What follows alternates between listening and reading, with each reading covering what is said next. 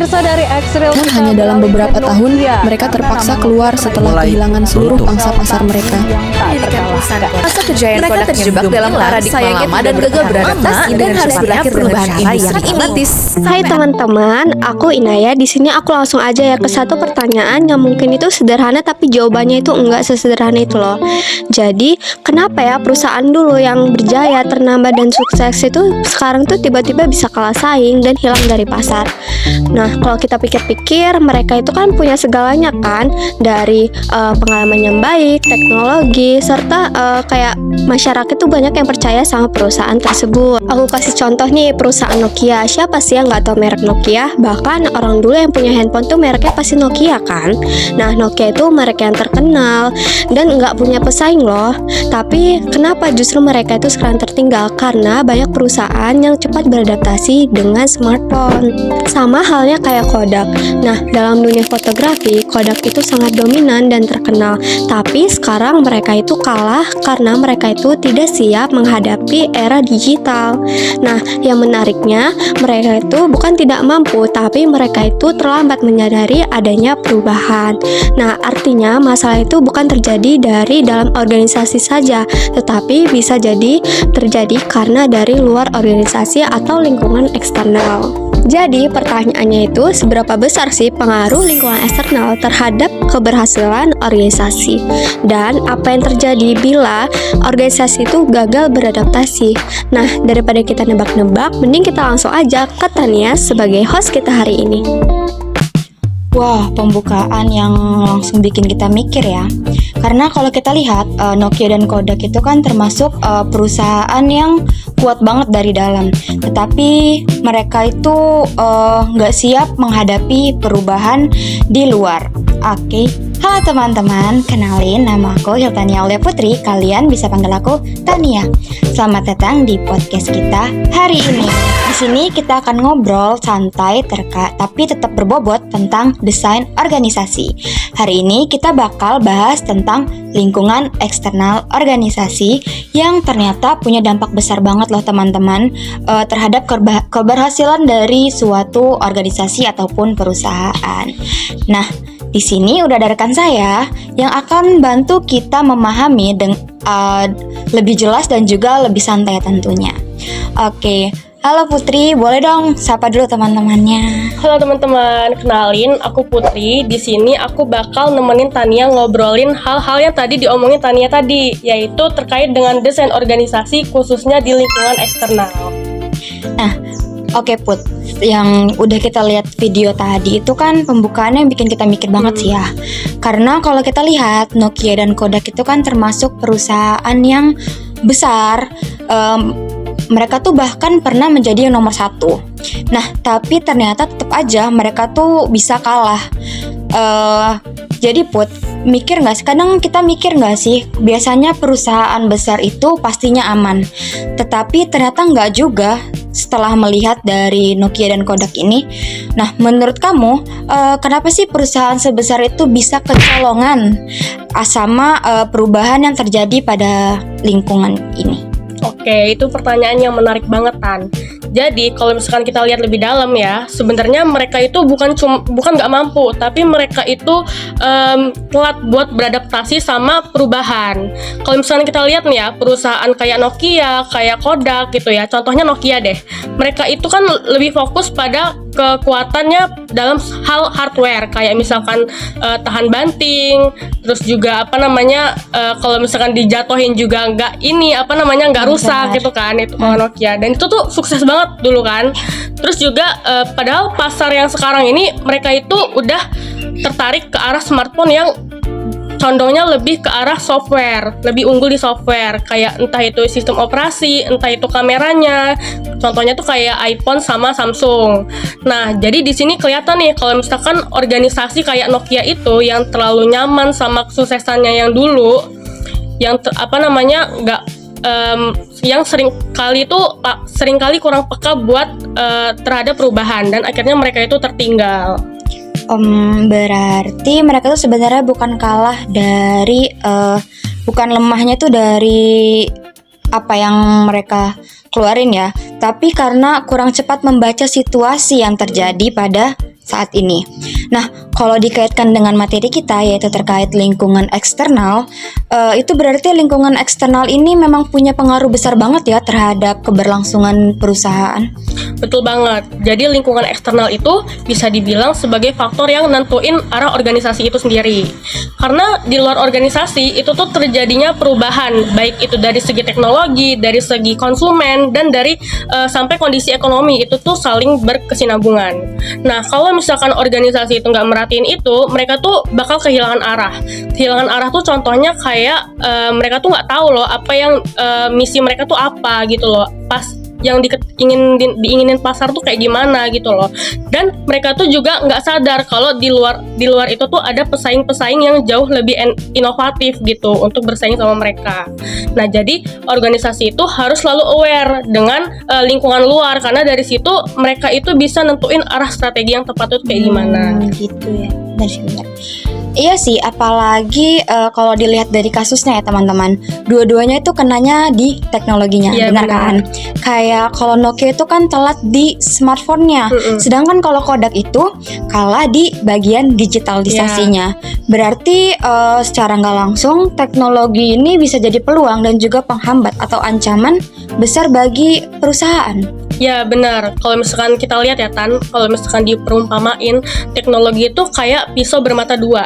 Jadi kalau misalkan kita gunain lebih baik teknologi itu, kalau misalkan kita gali lebih dalam teknologi itu tuh bakal jadi peluang besar buat berkembang. Tapi kalau misalkan kita abaikan atau kita hiraukan teknologi itu tuh justru bisa jadi ancaman yang paling serius. Nah, dalam kasusnya Nokia sama Kodak tadi, itu tuh mereka sebenarnya punya kesempatan buat mimpin perubahan. Karena yang kamu tahu ya Tan ya, kalau misalkan mereka tuh dua-duanya udah lama, suksesnya tuh udah lama gitu loh. Benar-benar. Dan apa namanya, mereka tuh lebih sukses lebih dulu dibanding perusahaan-perusahaan lain ya, smartphone yang baru ini. Tapi mereka itu salahnya nggak cukup cepat buat ngambil langkah. Nah, akibatnya pesaing yang lebih inovatif itu berhasil ngambil alih pasar. Jadi di sini kelihatan ya teman-teman, kalau misalkan kecepatan dalam merespon teknologi itu penting banget. Berarti kalau kita lihat sekarang, organisasi itu kan nggak cuman menghadapi satu tantangan, pasti banyak banget kan ya. Iya. Dan juga faktor yang bersamaan, dimana mulai dari teknologi yang harus kita kejar, yang kita harus pahami, terus juga perubahan pasarnya yang pasti, sampai persaingan yang mungkin makin banyak ya kan ya. Dan yang menarik itu semua berubahnya cepat banget teman-teman. Bahkan kadang nggak bisa untuk dideteksi. Jadi bisa dibilang organisasi sekarang ini hidup di lingkungan yang kompleks atau lebih ke dinamis sih Put. Sebenarnya dua-duanya sih Tan, bisa lebih kompleks, bisa lebih dinamis juga. Nah, lingkungannya kalau misalkan disebut kompleks nih ya, karena dia itu banyak faktor yang harus dihadepin, kayak misalkan teknologi, ekonomi, pasar, sama pesaing juga. Dan disebut dinamisme juga karena perubahannya itu cepat gitu loh terjadinya, dan itu tuh susah diprediksi juga sih sebenarnya sama perusahaan-perusahaan. Jadi ketika organisasi itu ngadepin kondisi kayak gini, mereka itu bakal ngalamin ketidakpastian yang tinggi, apalagi dihadapin dua tadi kan, kompleks sama dinamisme. Dan di situ organisasi itu dia harus dituntut untuk lebih fleksibel dan cepat dalam mengambil keputusan. Jadi kalau kondisinya itu nggak pasti seperti itu, pastinya jadi tantangan besar banget nggak sih buat organisasi atau perusahaan untuk ngambil keputusannya. Karena kan mereka itu ingin cepat nih mengambil keputusannya, tetapi informasi yang didapat itu belum tentu lengkap dan juga akurat. Jadi apakah hal ini yang sering bikin organisasi itu salah langkah atau terlambat merespon dari perubahan itu sendiri? Nah iya, sebenarnya salah satu penyebabnya itu dari ketidakpastian itu. Jadi ketika perubahannya itu terjadi dengan cepat, terus organisasi itu bakal sulit buat ngeprediksi ke depannya tuh bakal kayak gimana. Nah akibatnya keputusan yang diambil itu bisa telat dan cenderung kurang tepat gitu loh. Oke, berarti kuncinya itu ada di kemampuan mereka dalam menyesuaikan diri mereka ya kan ya. Jadi kalau misalkan organisasi itu dihadapkan dengan kondisi yang seperti itu, biasanya mereka tuh mulai berubah dari mana dulu? Dan apakah dari struktur organisasinya, cara kerja, atau mungkin dari penggunaan teknologinya sendiri? Oke, Nah, biasanya perubahan itu dimulai dari struktur sama cara kerja organisasinya dulu. Kalau mereka itu contohnya bisa nambah tim inovasinya, terus juga bisa memperkuat teknologi yang mereka punya, terus juga bisa ningkatin koordinasi antar bagian, antar divisi-divisi dari perusahaan tersebut. Karena semakin kompleks lingkungan, semakin penting juga kerjasama di dalam organisasi itu. Jadi adaptasi itu bukan cuma di strategi, tapi dia juga harus ada di dalam sistem organisasi itu. Menarik sih. Jadi kelihatan banget ya kalau organisasi itu bukan cuman soal kuat di dalam teman-teman, tapi juga soal seberapa mereka peka dengan perubahan di luarnya. Nah, kalau disimpulin kunci utamanya tetap adaptasi ya, Put. Ya, bener banget. Jadi, organisasi yang bisa bertahan itu bukan cuman yang paling besar atau yang paling kuat atau yang paling royal sekalipun, tapi dia tuh yang paling cepat buat adaptasi sama perubahan. Karena di dunia yang terus berubah seiring berjalannya waktu, kemampuan buat nyesuaiin diri itu jadi hal yang paling penting. Menarik banget sih pembahasan kita hari ini. Dari tadi kita ngobrol kelihatan jelas banget ya kalau organisasi itu sebenarnya bukan cuman mereka tuh kuat dari dalamnya, tapi juga soal seberapa mereka peka terhadap perubahan dari luarnya. Nah, dan ternyata yang membuat organisasi bisa bertahan itu bukan karena besar, tetapi yang paling cepat untuk beradaptasi. Jadi kesimpulannya pada pembahasan kita hari ini, yaitu organisasi saat ini tuh mengalami lingkungan yang kompleks, dinamis, dan sangat tidak pasti, penuh ketidakpastian. Nah, banyak faktor seperti teknologi, pasar, dan juga persaingan yang berubah dengan cepat dan juga sulit untuk diprediksi, teman-teman. Nah, kondisi ini yang menuntut organisasi untuk menjadi lebih fleksibel, responsif, dan juga adaptif, di mana perubahan itu tidak hanya terjadi pada strateginya, tetapi juga pada struktur, sistem kerjanya, dan juga cara bagaimana organisasi itu berkolaborasi baik dengan perusahaan yang lain ataupun dengan kolagen-kolagen bisnis yang lainnya. Nah, pada akhirnya keberhasilan organisasi itu tidak ditentukan oleh akurat atau kekuatannya, tetapi oleh kemampuan bagaimana organisasi itu beradaptasi terhadap perubahan lingkungan. Organisasi yang mampu belajar, menyesuaikan diri, dan bergerak cepat akan lebih mampu bertahan dan juga berkembang. Oke, mungkin sekian podcast atau pembahasan yang kita bahas untuk hari ini. Makasih banyak Putri udah menjelaskan terkait apa itu faktor lingkungan eksternal di dalam desain organisasi ini. Baik teman-teman, mungkin sekian yang dapat kami sampaikan terkait materi hari ini ya.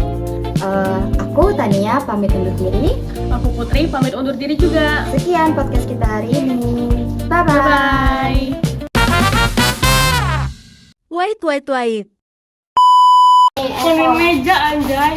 Untung aja gak ditampilin. Tadi pulang ya. Ayo kaca aja ngobrol. Ngobrol apa? Ya udah, kita nggak tahu. Tuh. Tapi ternyata ya dengan perusahaan lain. Nah, Put, aku kalau Lanjut. bukan cuma seberapa kuat mereka dari dalam Kiri. perusahaan besar. Kayak merhatiin gitu, merhatiin Tania, Put. Dari Nokia dan Kodak. Manusia. Bentar.